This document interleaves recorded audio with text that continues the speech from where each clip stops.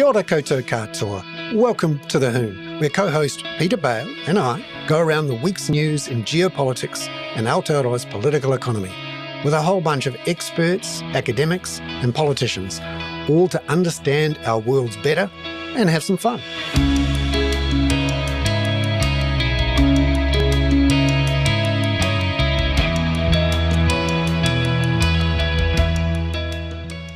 Kia ora koutou katoa, everyone. Welcome into the Hoon, our weekly news webinar. Remember, the Hoon is the collective noun for the kaka, the bird in New Zealand, Aotearoa, not any other pile of things. Yes, we're the least Hoony people we know most of the time, I think, Bernard, really. Yeah, there's an element of, I suspect, one of us who'd love to put their foot down on an accelerator and make some smoke, but not me, yes, I do. Unfortunately. I do yeah. Occasionally, yes.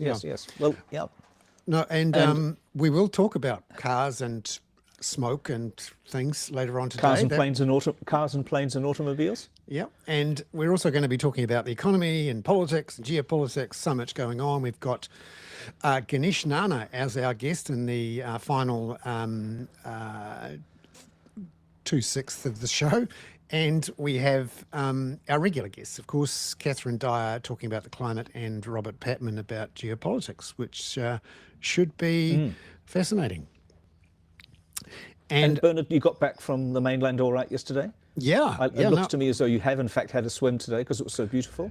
Yes, and right? I'm one of those people who should really have a shower after every swim so that the salt gets out of my hair, but the hair, but I think the hair salt, you can pay a lot of money to get salt in your hair, to get salt fixative. I don't, and I've got the Beavis and Butthead look on now. I realised this as I sat down and put everything on my head and realised I need to get it under control. But anyway. No, but it makes you look even more masculine and full of testosterone when you've got that kind of bouffanty thing. I was looking at some men today who had that, and I thought, Jesus Christ, well, look at me, I've got the wispy bits. But yeah, I think you show every sign of having a great life, Bernard, if you're going for a swim in the middle of winter on a gorgeous, crisp day like this. Yeah. I'm very lucky.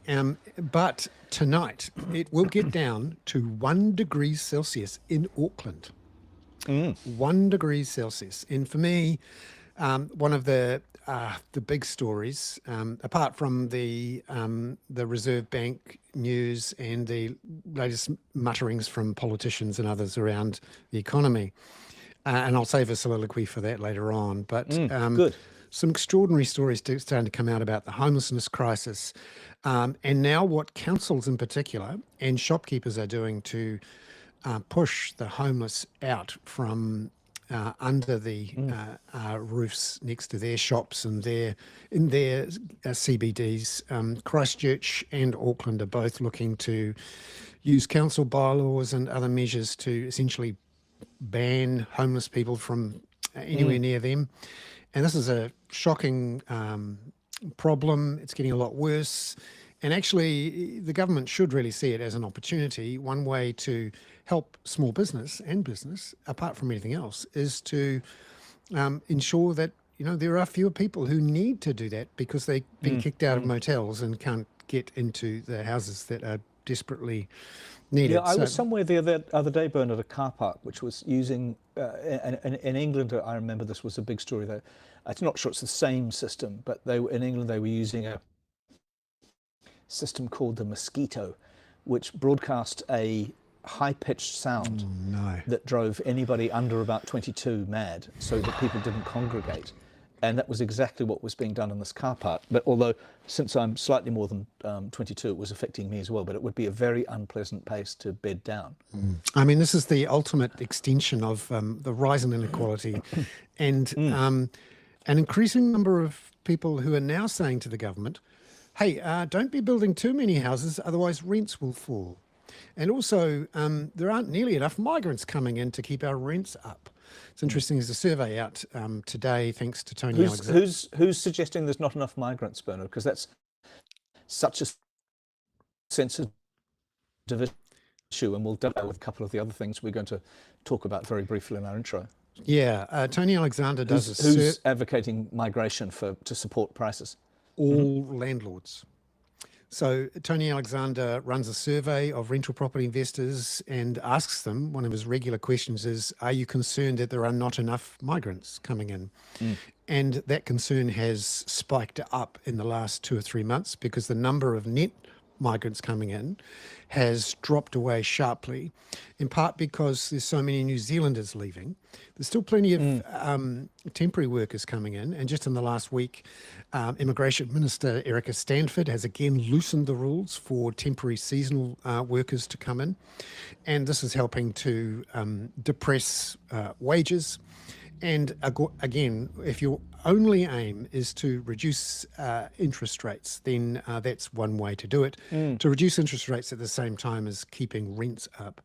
That's one of the government's key aims. Key National Party voter things. But let's expand on that when we've got Ganesh on, and I've got some questions about the economy I want to ask you.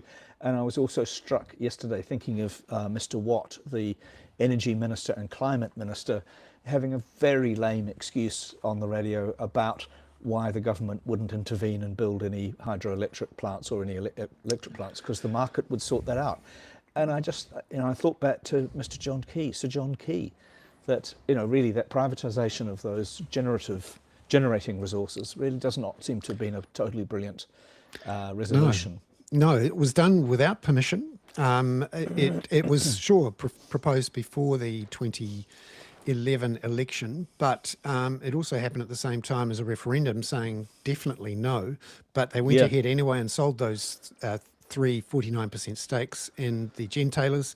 Since then, their dividends have done very well, but they haven't invested enough in generation. And this week, finally, the Electricity Authority has intervened to try to level the playing field for new competitors coming in.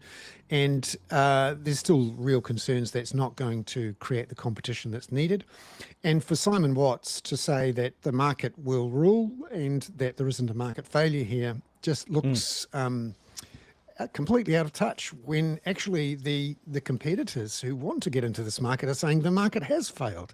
And if you're a customer who is dealing with inflation in electricity prices in the last year of 11%, and when even the Reserve Bank made a point in its monetary policy statement yesterday of pointing out that administered inflation, so the fees and charges from governments and councils. Are you again moving into the second section? But I couldn't resist this. Administered inflation linked to electricity prices is now at 11%. Now that's the highest since 1990.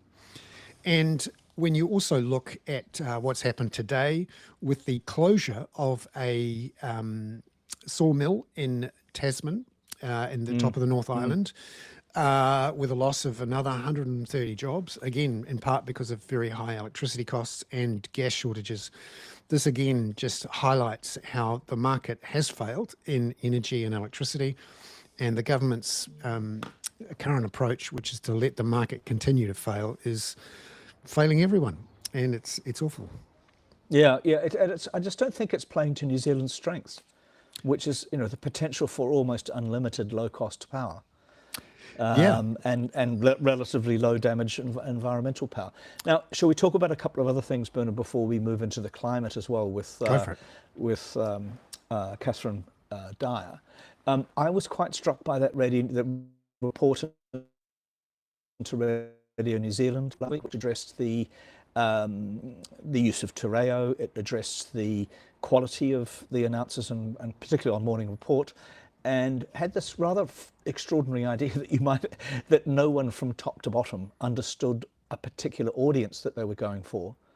And this person who did the study, who seems a thoroughly sensible chap, said go for an audience of between I think it was 50 and 65.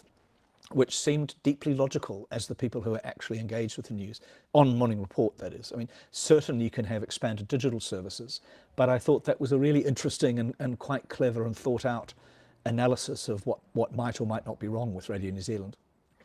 Yeah, I haven't seen the report, but I've seen the reports on the report, and this idea that RNZ is now going to pivot towards old people and to... Old white people, our favourite audience. I'm a bit surprised at that, given that it actually has a mandate in law to broadcast for everyone. And I would have thought old people have plenty of choices and news and entertainment already for them. It's the ones who are not listening to the radio at the moment who aren't getting True, but what they need. we can reach them by other means through, they have a mandate to reach them by almost any means, and good luck to them on that. We'll see. I suspect there is an element of the report is written for the audience as much as anything, and the audience for this report True. is the current cabinet, who Yeah. and RNZ, to do them credit, will need to basically fight to protect the money they've got and avoid any more cuts, which are already starting to impact them. Well, I find also, Bernard, there's another report today, just before we go to Catherine, the latest SIS report on security threats to New Zealand. I mean, we talked a couple of weeks ago, and I'm looking at a story on the rise, particularly of, I'm going to call it conservative media, because there are still some conservative media people that I want to talk to, commentators rather. What did you make of that SIS report? And I think you saw something from our sort of frequent guest, Sanjana Hotutua, about this, the person who used to be on the disinformation project. Yeah, he's written an excellent piece on WordPress, which I'll include in the show notes when we put the podcast out tomorrow morning. A piece looking at how the collapse of a bunch of institutions within the New Zealand government have made it more difficult to protect ourselves against security threats from hackers, from foreign powers, and of course the disinformation that's come at us through various social media platforms. And that culminated, in my view, in the most awful thing being people parading Russian flags down Lambton Quay in the march to the to protest at the vaccine mandates and at the COVID lockdowns. Stunning. It makes total sense to that land of the free and free speech, Catherine. But the good news is, as we often try to make you the good news climate person, everything's tickety-boo, because the warming of the Arctic, the reduction in the Arctic ice sheet has slowed dramatically, and so we can stop worrying, right? Yeah. Is that correct? I'd love that to be the outtake from that. So there was a report that has come out that shows that the rate of melting of the Arctic ice sheet has slowed down over the last 20 years, and it's not incredibly clear why that is, but there's a couple of theories about it. One is that it's to do with the way that the global currents are moving, like the AMOC and that sort of thing, and that's kind of worrying if that's involved in what's happening. And the other one is that it's just natural variation, but it's a trend that shows over 20 years. So that's quite a long amount of time for natural variation to produce that effect. Although apparently that is possible, so it could just be that. But we know that, when you compare it to, say, the Antarctic, for a lot of years, Antarctic ice wasn't melting, and everybody was pointing at that going, oh, well, Antarctica's fine, the ice isn't melting there. And it took us, 10 years after that changed for us to really recognise what was happening down there. And that has changed significantly in recent years. So if you look at total ice globally, that is still going downwards at the rate that it always used to. It seems to have switched poles a little bit, which is, so that's going to have a lot to do, I would imagine, with the currents and how they're operating in terms of transporting cooled and heated water around the globe between different latitudes. Yes, Catherine. Catherine, what do you think about the sort of the publicity or the impact of a report like that? I mean, as you say, there are perfectly good reasons for this. It doesn't mean that the overall story has shifted. Have you seen any evidence that the anti-climate change lobby have picked this up yet? Because it is the kind of thing they seize upon. I haven't seen it yet, but I'm sure it'll turn up somewhere at some point. I mean, it's exactly the kind of cherry-picked information that you can use, that they will use to say, oh, look, they're wrong about climate change. And, of course, you want to be looking at much more data about the overall picture in order to inform your view about what's happening. But if you're motivated to believe something other, then you'll take any kind of cherry-picked information you can get to feed into that. So I'm sure that will happen at some point. Now, another thing that's come up this week, Catherine, is growing concern about the gas shortage in Aotearoa, as the Maui field, which was originally scheduled to shut many years ago, but still been dragging on and produces 20% of our gas, looks like it may close as early as next year, and gas shortages elsewhere, in part because, we're still burning a lot of gas to create electricity, because we haven't built the renewable electricity. And we've seen a bunch of industrial gas users close down, and it was a major factor in the closure of a bunch of factories last winter. And energy costs are a major reason why just today we've seen a sawmill close in the Nelson region. What do you make of how the government's approached these gas shortages, and whether it's true to say that this is all because of the Labour Green ban on offshore exploration? Yeah, so first of all, I think the last couple of years, the amount of gas that the people who hold those rights to extract the gas, the amount of gas that they had on their books has changed. So they have downgraded their view of how much gas is easily extractable from those fields. So that's not about how much gas we've been burning, it's about how much is actually there, and they've reduced their view of that over the last couple of years. Yeah. So that's changed the outlook from what it was probably at the time that some of those decisions were being made about by the Labour government. But at the same time, the Labour government's decision would have had pretty much no impact on this at the moment, because if you are looking for new gas fields and you're looking at extracting gas from them, I mean, that's a process that takes like 10 years. So even if they were still doing that a couple of years ago, we would still be in the situation that we're in today. You would just have, and possibly you would have a different outlook for 10 years' time. But even at the time, a lot of those companies that had been looking for gas had already left the New Zealand market because they couldn't find any. And that had happened before the Labour government made its decision to stop, exploration. Yeah, but that did. I mean, this is the one thing that I think I disagree with you both on, and have done for about 3 years or 4 years, even since it was announced, that even if it was deteriorating before then, the decision not to have that, not to devote oneself, as say the UK did and various other places have, to gas as a interim fuel is, strategically perhaps unwise. Yeah, I mean, I would argue with that just based on a lot of the evidence around how much of that gas is actually escaping, and whether it is actually even any better than, it probably is better if you're burning gas that you get locally versus imported gas. When you compare it to coal. So there's all sorts of things that you can compare there. But the question mark is whether there is even a lot more to be found in New Zealand's gas fields, and whether it is economically worth extracting. Like, that was already a question mark. And I always felt like the Labour government's announcement at that time to stop exploration was a bit of an empty, kind of promise. Gesture.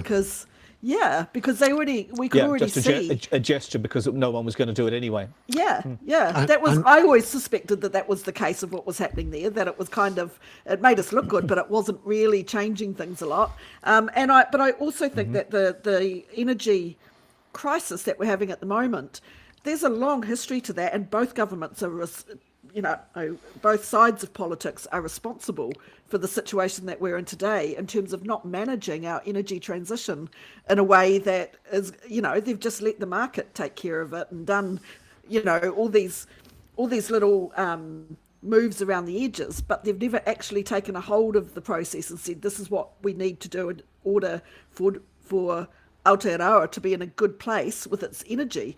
And there are also all sorts of things we could be doing if we wanted to manage it even today, to ease the pressure on some of the companies that are experiencing problems at the moment. You can manage demand We haven't really tried to do that yet, so we could manage household demand in order to, increase the availability for other purposes. We could, there's just a whole range of things that we could be doing today, and that we should have been doing over the last 10 years in terms of planning, that would have avoided this whole thing happening. And there is no one government that's responsible for that. They all are. And both of them were performative in their policies, and now it's coming home to roost. You can be performative one way or the other. Either way, we've still got this crisis, and it's largely because the big four gentailers, who booked $1.6 billion in profit in the last year and have given most of it back to shareholders in dividends, has not invested in new generation. Surprise, surprise, when you dominate the market, it makes sense to not add new supply because you are the beneficiary of restricted supply and unending demand. And it also makes no sense to reduce demand if you're the seller of electricity. So we are reaping what we are sowing here. Just finally, Catherine. No, finally, Bernard. I've got a final one for Catherine. But yeah, go ahead. You go ahead. We've got some breaking news this afternoon from the government, which has, it appears, watered down its car fuel emissions import standards. Could you tell us briefly what you know about this? Yeah, so what happened is last year they reduced the emissions, the absolute emission standards to match Australia's emission standards. Now, New Zealand at that point was already ahead of Australia in terms of addressing CO2 emissions from cars. But we decided, the current government decided that was too hard and that we should match Australia's standards, who are already running behind this, which then put our standards back by about 2 years versus where they would have been, and also put us in a position where we were, like 4 years behind the EU and 2 to 3 years behind the US, even behind the US by 2027 or something. So, turning us from a leader to a follower, which is kind of what this government's approach is. So the latest thing is just to ease that up even more. So I think what's happening is people who are importing secondhand cars are saying that it's hard to get secondhand EVs, and the emission standards apply to secondhand imports as much as they do to new cars. And so they've made it so that there are credits that can be transferred between new car importers and second-hand car importers to kind of ease it a little bit on the second-hand car importers, so that they can import cars that are not as stringently apply, heavier and more gas guzzly cars. And unfortunately, at a time when the Chinese are producing gazillions of EVs, and actually some news out today that currently China's electric battery for car producers are producing 3 times as much supply as there is demand. So the prices of those are going to keep collapsing. And right now we should be focused That would be an absolutely brilliant decision. You're right, Bernard. Forget this whole bollocks with second-hand cars and because there's. I think this decision though could increase the amount. I read a story the other day about the overcapacity. Forgive me. Go ahead, Catherine. Sorry, Peter, interrupting you. No. I think this decision. It could actually increase the number of cars like that we import from China, because it's saying if the new cars imported go beyond the tailpipe standards, then that can be offset by bringing in more second-hand cars that are below the standard.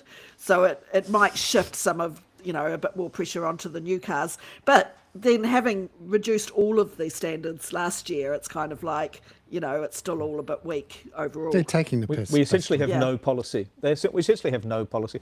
Catherine, I'm not going to ask you the question I was going to ask you, because we've got Robert sitting in the green room, and there may be a little bit of delay between us. So thank you so much for that. Thanks, Catherine. Thank you. Robert, how are you? Great to see Professor you. Patman, how are you? Good evening. How are you guys? Professor Patman. Good, thank you. Now I have a call out to one of our most charming Kaka subscribers and Hoon listeners, is a very nice chap called David Coombs, who came in his wheelchair, not pushing it all the way, but in his wheelchair over from Parnell to see me for a cup of coffee yesterday, just before Bernard came to visit me. And one of the people he wanted to say was how much he loves Robert Patman. Everybody loves Professor Patman, and they think he's Yeah, and he asked me if we had any Anne Applebaum in the bookshop, which unfortunately we don't at the moment. We do have a Mark Galeotti book about Russia, but we don't have Anne Applebaum's books at the moment. How do you keep up, actually, Robert? There must be so As soon many as your books. book is out, I'm going to arrange for the bookshop to. Well, firstly, I'm deeply interested. I'm a news junkie, and that's part of it. People who know me know that I'm quite active. It's just balancing it all out, really. It's just, I have a very full academic. I teach 3 courses a year, and I write and publish academically. And it's just a privilege. I'm enormously privileged. So I'm very conscious of the fact that the taxpayers pay for me. So if I can put a little bit back, it helps. Well, people probably also don't realise that you and I occasionally exchange emails in the dark of night when I'm, quivering with anger at what I'm reading and sharing with you things from my excessive number of subscriptions to international publications. So, Robert, what's your take on last week's rather extraordinary, dare we call it a fiasco in Alaska, or is that being too kind? When we did the podcast last week, we were anticipating it. I think, Peter, you're being a bit kind. I was asked by someone, I thought it was the most humiliating episode in US foreign policy in the post-45 era, even for the Bay of Pigs in 1961, with those listeners and viewers who've got long memories. I think this surpassed it. I mean, here was a president who said 24 hours before the meeting with Putin that he wouldn't settle for anything less than a ceasefire. And suddenly that all melted away as American troops were on their knees preparing the red carpet. And Mr. Trump loudly applauding a mass murdering dictator as he disembarked from his plane and was responsible for invading another country and kidnapping around 20 to 30,000 children. I think this was unedifying for the leader of the free world, which I think that title is long since gone. But yeah, I thought it was very humiliating. Basically, it was a great win for Putin. He got everything he wanted. The thing that he was really worried about were those sanctions. Which was nothing, right? He got everything he wanted, which was nothing other than the event itself. Correct? No, he got, first of all, the almost indefinite suspension of what's been called the sledgehammer sanctions. These sanctions, which would be directed at Russia's biggest customers for its oil exports, namely China and India. That was something that really worried the Kremlin. And it can't be ruled out in the future, but 85 members of the Senate signed up to that initiative headed by Lindsey Graham, which really would have an impact on what is already a very strained Russian economy. So that's a great win for Putin. He also got rehabilitated on the global stage. I think, and also Mr. Trump quickly dispensed of the idea there should be a ceasefire. He switched over to the Putin talking point. There must be a comprehensive peace agreement. And what that means is, as we subsequently know, that means that Mr. Putin is allowed to keep territories, even the ones he doesn't control, which are partially under control. He gets 4 territories plus Crimea. And, the absolute bonus, the cherry on the top, is that Ukraine will never, although it's a democracy, never be allowed to exercise its sovereignty in foreign policy. It must never be allowed to join NATO, something that Trump has reiterated. And no NATO troops into Ukraine, even if they're not under the guise of NATO. Now, let me just ask you one quirky one. And I know we occasionally turn you into a Kremlin watcher or a White House watcher. And somebody pointed out that a fiasco in Alaska is quite hard to say. So I think we might call it, as Tom Lehrer might have, the Alaska fiasco. And the Melania letter that Trump handed over was theoretically about the many, many tens of thousands of Ukrainian young people, kids, who've been moved and resettled in various places in Russia, which is in itself a war crime, and is in fact one of the war crimes that Putin has been indicted of. What did you make of that? Because that was really one of the few examples of anybody asserting a specific kind of claim of Putin's behavior. Yeah, it was good that it was raised in that way. I don't know why the president just raised it directly and said using his office rather than hiding behind the first lady to do the job for him. If that's not too rude. But what really I think really comes home is the fact that we've spoken about this before. There is clearly a mysterious relationship between Mr. Trump and Mr. Putin. What was so striking was how deflated Trump looked through the whole meeting, just as he did in Helsinki. He looked like a broken man.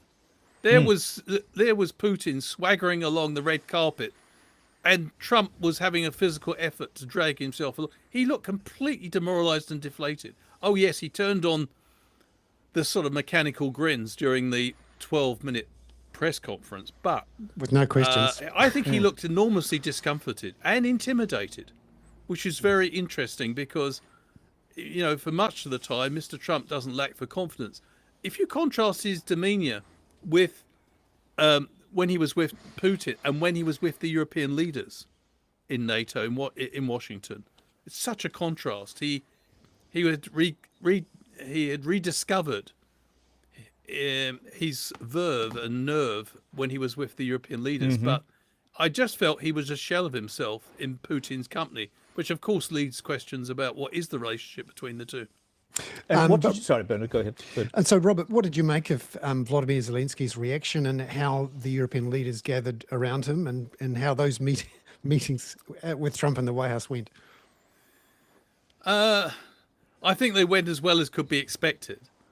But I think, it's very interesting. Zelensky, of course, is, and the Europeans, they're playing sort of daddy diplomacy at the moment. They're, it's slightly nauseating to watch. You see the European leaders falling over themselves to compliment Trump on anything he says, when we all know that he's really struggling. He's an amateur when it comes to diplomacy, and quite frankly, he's an ally of Putin. He's basically he's recycling the Putin peace plan.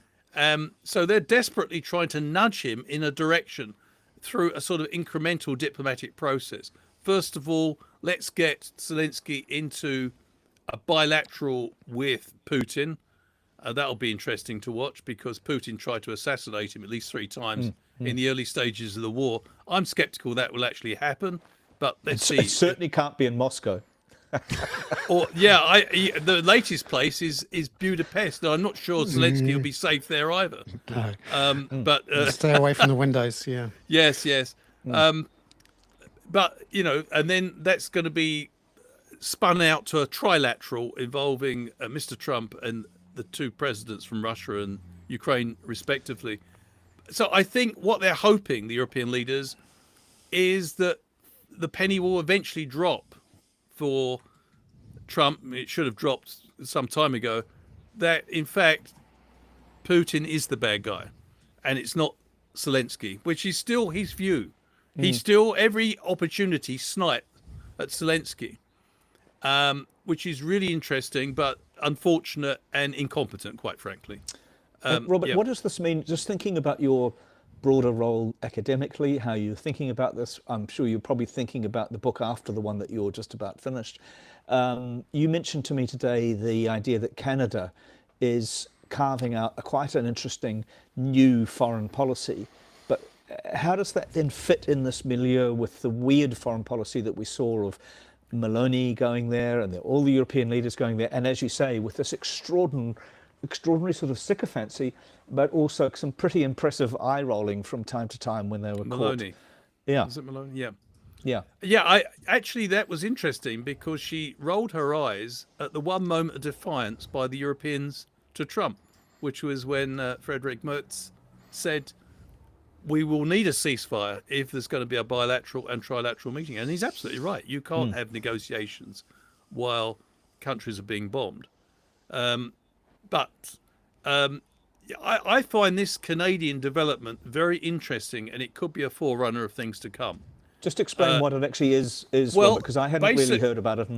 Yeah, basically, Mark Carney has developed, it looks like, strategic relationships with Finland and Sweden, which involves signing agreements for access to their respective weapons industries, and also building and deepening relations with many members of NATO. Much of this centers on Canada's concerns about the Arctic. Russia is increasing its presence there. But it also reflects the fact that Canada's given up on the United States. It's no longer following the US, and it's adopting a policy which, as one Canadian diplomat said, is much more tailored to our needs, which is those countries who believe in free trade and those countries which do not have a vision that could be impeded by an alliance between Putin and Trump.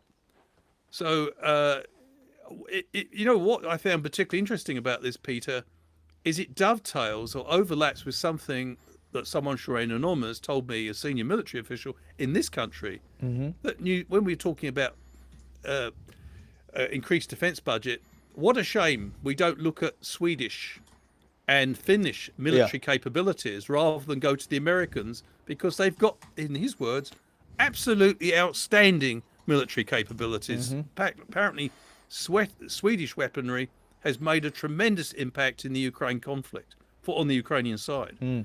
So that's another interesting thing, because I'm wondering whether New Zealand, given the spat that's now occurring between Netanyahu and the Australian government, whether, and the fact that the Americans seem to be quietly wading in on Netanyahu's side, whether Australia and New Zealand will begin to think, actually, you know, rather than trying to get our terrorists desperately down and expending huge military diplomatic energy, why shouldn't we be looking to develop a similar foreign policy perspective to the one embraced by Carney?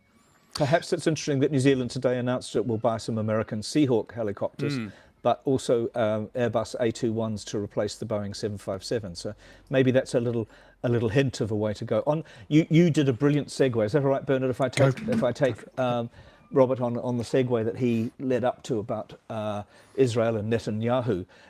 So I wonder whether Netanyahu's decided that Anthony Albanese must be related to Francesca Albanese, because he's having pretty severe disputes with both of them.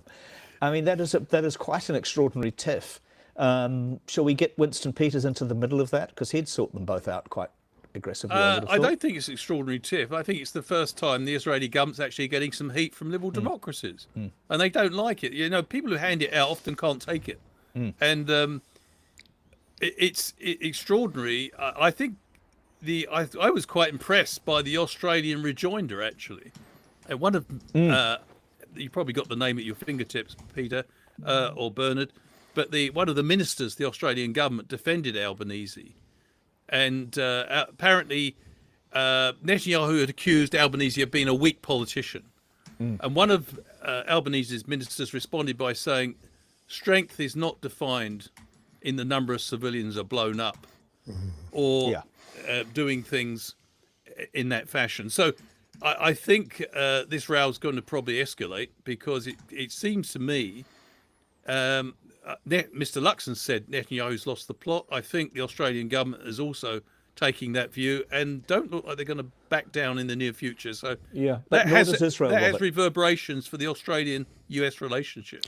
I wonder, Robert. But we have one second, but just on this, we have two big things today as well.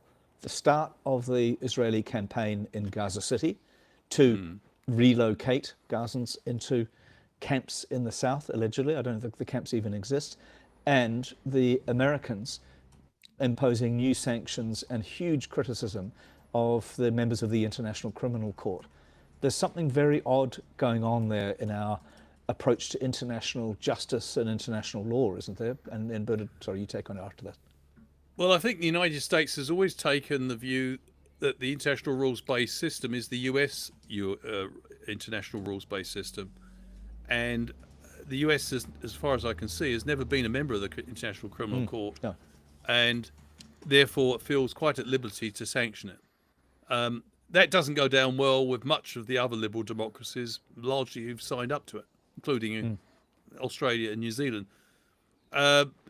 It seems to me that the other thing here is that we do have, Israel is currently weighing up a ceasefire proposal, which has apparently been accepted by Hamas, which will lead to a 60-day truce in return for half of the hostages being handed over.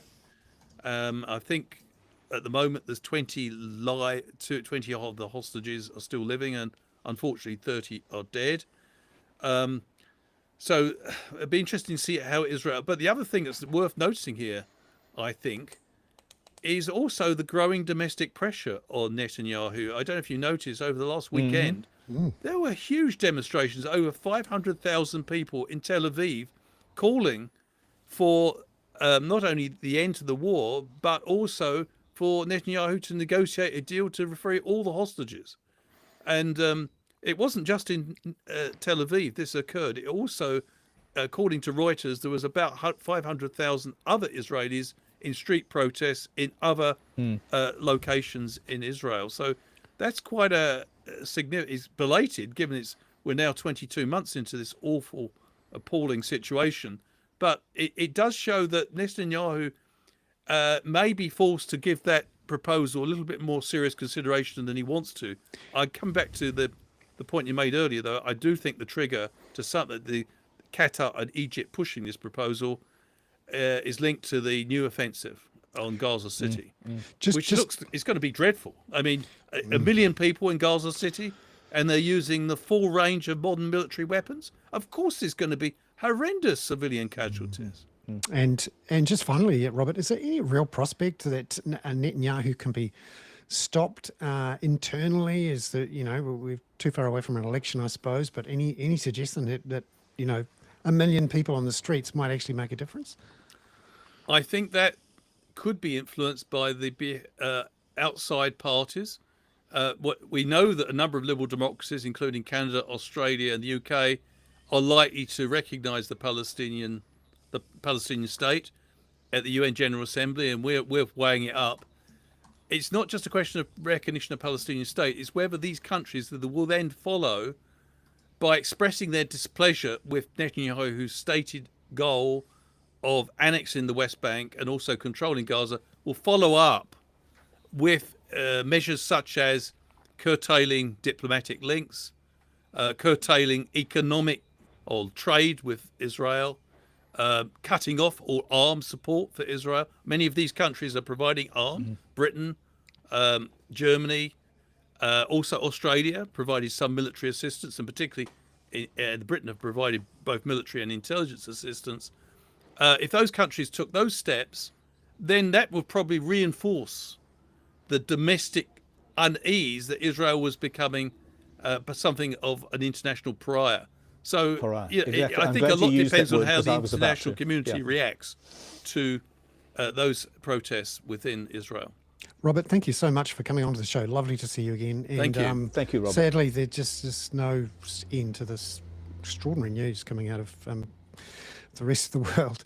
Thank you. It's time now to Thanks, Robert. welcome in Ganesh Nana, an independent economist who I love to chat to about all sorts of things, productivity, economy, fiscal policy and the likes. Former chair of the Productivity Commission, the former head of Bale, the independent economics consultancy, and now very much independent and out there saying some really interesting things about what the government is up to, what's happening in the economy. Ganesh, great to have you. I just wondered, what did you make of yesterday's Reserve Bank decision to cut rates and to signal a couple more, which was seen as a dovish pivot? Well, I wouldn't say I was surprised. We've known for a while that the economy is pottering along as the best explanation or description you could go for. It's not in any way, in any sense, encouraging activity, creating jobs, producing wealth and prosperity that we were sold a few months or quarters ago.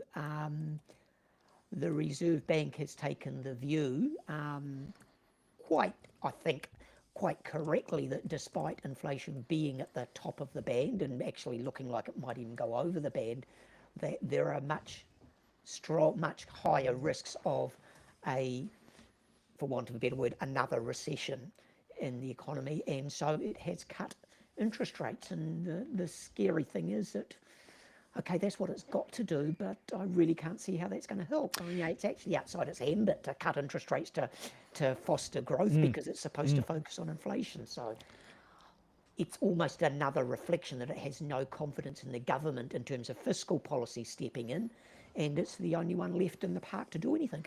Yeah, the government strategy seems very much, though, to sort of do nothing except for wait for the Reserve Bank to cut interest rates, do what it thinks it should do to take government spending out of the economy and, in theory, take some inflation pressure out. Mind you, it was very interesting to see the Reserve Bank's comment about administrative inflation in the monetary policy statement, pointing out that government fees and charges and council rates, which of course are very linked to the government's investment freeze and capital freeze, is actually over 11% at a 34-year high. So what do you think of this government's strategy, which is very much, just cut interest rates? That's all we need to do. Well, I wouldn't go so far as to call it a strategy. I mean, it really is giving it more than it deserves.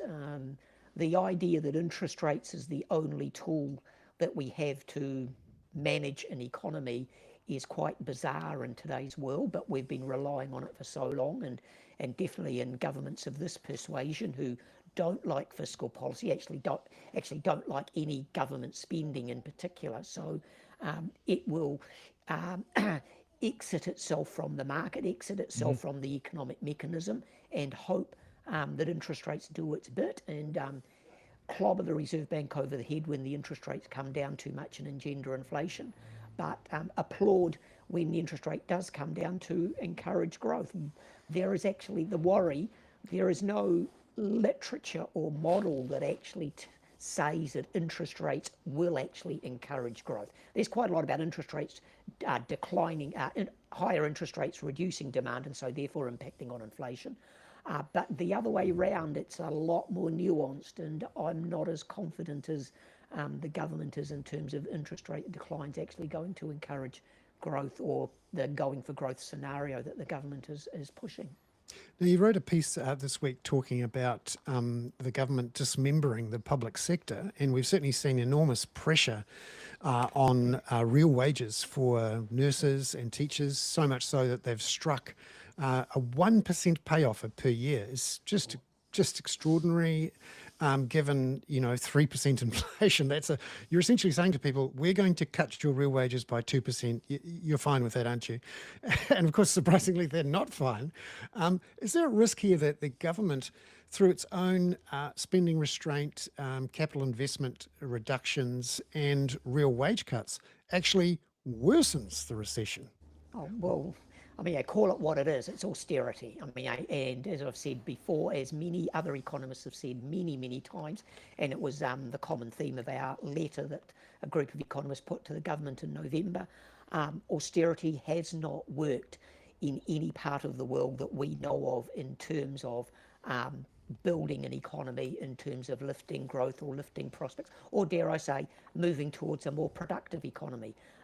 It's based on faith that when the government exits the economic system, the private sector enters and somehow magic happens. And as we all know, the private sector, according to magic, is supposed to be more efficient than the public sector. Again, there's not much evidence of all of that. So it is an article of faith that when the government imposes austerity, some magic will happen as the private sector comes in. The worry, putting all the cynicism aside, the private sector may come in, but it will take time. It takes time for the private sector to build the certainty or build the confidence that there is going to be demand out there. And as we've seen from many business leaders, they currently don't have that confidence for lots of reasons. And so we're going to have, the best case scenario, quite a time lag for the private sector to come in. I'm not confident it'll be anything less than 12 months, and I think I'm being optimistic in that scenario.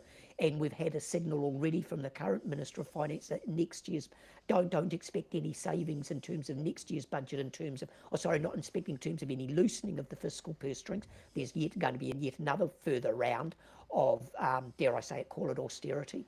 So this, if you call it a strategy, I'm just calling it the government has a deep philosophical dislike for government in the economy. This particular government, or this particular version of this government, is a lot more averse to government spending than previous incarnations of, for example, the key English government. And so it is a lot stronger in terms of wanting to restrict government spending, whether it be consumption or investment. And that just is what we're seeing playing through. And I wrote an article this week. I actually wrote a very similar article about May last year when I was warning New Zealanders, don't expect yet another version of a tight national type government. This is very much a much stronger austerity-led government, very much like the 1990s, very much averse to anything that government might do. It's all up to the private sector. Here's hoping the magic happens. Yeah, I was also interested in the long-term fiscal strategy statement that came out last week from the Treasury, which did read like it had been written in 1991, to be frank. It was a Back to the Future document that simply said there is no alternative. We just must cut debt. We must have this huge buffer in case we have the southern fault rupture at the same time as 23 Cyclone Gabrielle's. What did you make of that? Because it actually seemed to show an institution, the Treasury, literally, going back to the future. It was an extreme disappointment knowing how far Treasury had moved in recent years towards looking at the positives of that could result if government spending was targeted appropriately in terms of our investment, in terms of productivity, in terms of, dare I say, that resilience building that we were after, to provide the reserves to withstand those shocks, whether it be earthquakes or volcanoes or floods or whatever they might be. But the pitch back to Treasury must be quite open. Financial resilience, financial reserves are not going to get us past any floods or earthquakes or all those sorts of things. Just put yourself back in your own position. What do you have in your own earthquake disaster kit ready to go when you have to run? You don't have a stack of cash. You have drinking water. You have clothing to keep you warm. You have a sleeping bag. You might have a tent. You'll have a means to cook with. You'll have some cans of baked beans. Hopefully you've got a can opener. Those are what I call real resources from an economic perspective. Those are the real reserves we've got to build. Financial reserves, a stack of cash will be a fat lot of use when there's that rupture and all of the ATMs are out of system, let alone anything else. You need that drinking water. So that's the resilience that we have to build, and we're very much in that Productivity Commission resilience report that we did right at the very end of my tenure there. If we're serious about resilience, we've got to build the economic resilience, the economic reserves. Where are those reserves of drinking water, food, shelter, clothing, community supports and networks, so we can rely on the neighbour, that when the world does, when those sorts of things, whether it be COVID or something, or whether we do have to rely for a few days or a couple of weeks on ourselves, we do have a community to rely on so that we can get together. Somebody will have the cooking equipment, somebody will have the food. That's the resilience. A stack of financial reserves is not going to help us in that situation. It might give us a little bit of breathing space, but not really. Particularly if we have, 200, 300,000 people unemployed, social cohesion has been undermined, and the places that we're building for people to live in are actually prisons rather than homes. And then that's the focus on the financial debt that we've always talked about, or Treasury and others have been encouraging us all to ways to focus on financials.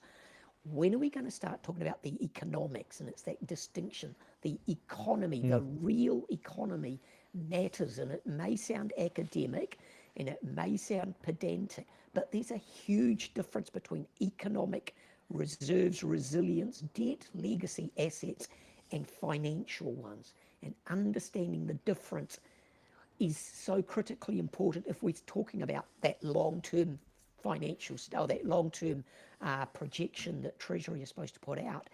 Unfortunately, there was nothing long-term in it. It was all about financials, the long-term economic productivity, resilience, climate adaptation, inequity, equitable opportunities for our communities. That's the long-term stuff that we've really got to get into, and we can't do it if we continually focused on, or the only lever we've got is interest rates coming down. Ganesh, thank you so much for coming on. Ganesh Nana, who Thanks, Ganesh. produces a great Substack that I'll put in the show notes. Lovely to see you again, Ganesh. Thank you. And the audience really appreciated it, Ganesh. Thank you very much. Bernard, now are you following this up with a little bit of a soliloquy? Because I thought that thing that you just said is well worth a column from you tomorrow, if you can get permission from who to write it. The idea that we're building prisons instead of homes is an excellent one, which I wish I'd put in that story about Kaingaora, but that's a very subtle and important thing to say. And I think you're right about social cohesion, and you're right, and he's right about the lack of a plan. This isn't strategy, it is just austerity. And I think there's some very difficult months ahead. Are you doing a soliloquy, Bernard? Are you going to launch into one?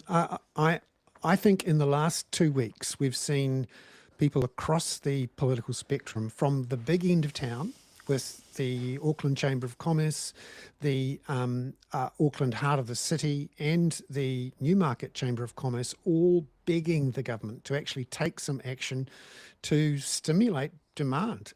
We've got a demand problem. We have plenty of money in the economy, but it's sitting in term deposit accounts because the people who have it often have many homes, and they were the recipient of tax breaks. They're not spending that money in the economy. It is going into term deposit accounts. Since the election, the amount of money put aside into term deposit accounts has risen by more than $20 billion to $263 billion. And that's one of the great misnomers of this so-called cost of living crisis. The narrative we have is that everyone faces the same cost of living crisis. No one has any money. That's simply not true.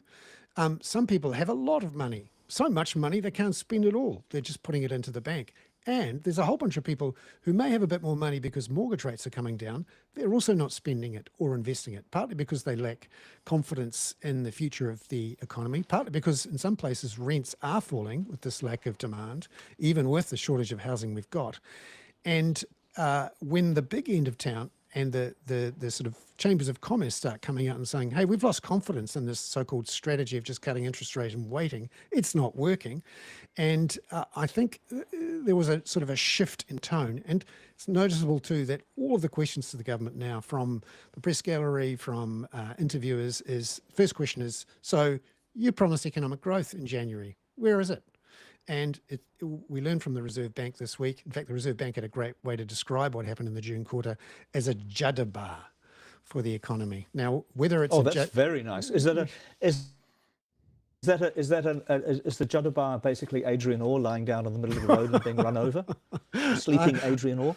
That hadn't been put to anyone. But I think actually Adrian Orr's departure is an important moment. And one of the things I pointed out in my piece today I agree. is that one of the government strategies we may see in the coming weeks and months is a real desperate attempt to fire up the housing market, because we are a housing market with bits tacked on. The bits tacked on are ever larger and more mortgages, plus ever more temporary migrants coming in on relatively low wage. Just in the last week, we've heard from Erica Stanford, who has again loosened restrictions on farm contractors, on seasonal workers to get people in, and those old tricks of just pulling the population lever, pulling the mortgage lever, are just not working this time around, because households don't want to take on the debt. Landlords are not going to buy more houses or build more houses when rents are falling and they can see that house prices are 10 to 20% below their peaks. Finally, the economy and the way we've built our economy can't actually handle the truth of interest rates falling at the same time as house prices falling, what we typically call a balance sheet recession, something we're familiar with. It happened in Japan.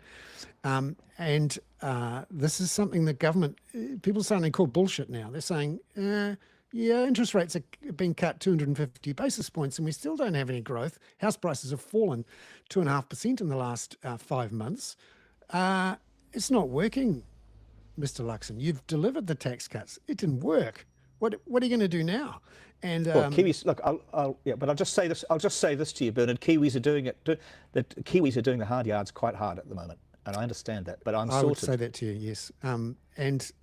But that sort of blathering, that corporate blathering, which we've heard time and again, which is basically along the lines of, trust me, I've run an airline, I can run this country. People are seeing through that. You can, everyone gets a fair crack of the whip. We're now nearly 2 years into this government, and the growth stuff, not only is it not growth, we're actually recession, and that's caused in part by the government itself freezing investment in a whole bunch of areas, forcing councils to put up rates, and as we learned today, their own replacement for Three Waters is going to be just as expensive as Three Waters, so they're not getting a benefit there. And shutting down, I think, one of the greatest strategic mistakes and political mistakes was to shut down Kāinga Ora, its new building program, as you documented brilliantly in your listener article from Thank you, Bernard. last weekend. Slurp. Yep. No, it's a great piece. Thank I'd you. recommend people buy it. And I would say that is one of the great strategic errors of this government, which is coming home to roost in a whole bunch of ways, and most unfortunately on the people who are sleeping in caravans and cars and tents tonight when it gets to 1 degree. How quickly can they blame it on David Seymour? That is an interesting point, because the government has let Seymour do his thing, and that was the great strategic error of the Prime Minister, was to put David Seymour and Winston Peters into the cabinet when he didn't need to. There was no way they were going to go with Labor. Labor was not going to go with them. They had no real power other than to string out the time it was going to take for Christopher Luxon to become Prime Minister. He fell for it hook, line and sinker. And now he's burdened with the two tails wagging the national dog in a way that no recent national prime minister allowed. John Key was very careful about how he brought Te Pāti Māori and ACT into the government. They had no power. They were given a few baubles here and there, but they weren't allowed to set the government's strategic direction and the news agenda day after day after day, with all sorts of anti-woke stuff and virtue signalling of its own on issues. I reckon there might be an interesting tactical move by National to shit on David Seymour just a tiny weeny bit. Well, and we'll all be there for that, I would say. Yeah, but then, of course, he gets accused of fomenting division within the government, of not being a competent manager, and that's the worst thing he can appear. I think he's cooked his goose, and he did it on the first day of the government. So we've got cooked as goose, fair crack of the whip, which I then thought of as fair suck of the salve. Yeah, good. Okay, we're getting some excellent. Are you finished? I am. Thank you. Shall we do the skateboarding dog? Because it's a slightly please. depressed. It's one of those wrist-slitting ones, which is about Donald Trump. I regret to say, and Donald Trump is going after the Smithsonian Institute, which runs 21 museums, the greatest ever. It was donated by somebody called Smithson, and it's the most extraordinary set of institutions. And one of the ones he's going after is the amazing African American museum, which was opened, I think, in about 2016 when I was living in Washington. And he, I almost can't bear to read this. He is saying that that the Smithsonian has an excessive, this is particularly the African American Museum, has an excessive focus on, quotes, how bad slavery was, close quotes. And let's just remember, apart from slavery, enslaved people, the the United States fought a civil war to end. And his party, the Republican Party, was the party formed to Correct, his to do party, that. the Republican Party, was formed to end slavery. And here he is, a Republican president saying, "Oh, it wasn't that bad, was it?" Exactly. Well, there might have been some good parts. Anyway, let's leave it there. Bernard, it's so lovely to see you. Let's not slit our wrists. I'll be doing this hopefully from another country next week. That will be great. And I did actually have the little cake he brought me for afternoon tea. So thank you so much. Thank you very much. To everyone, that was the Hoon for Thursday, August the 21. I'm Bernard Hickey. He's Peter Bale. Ka kite anō. We'll see you all next week. Thank you.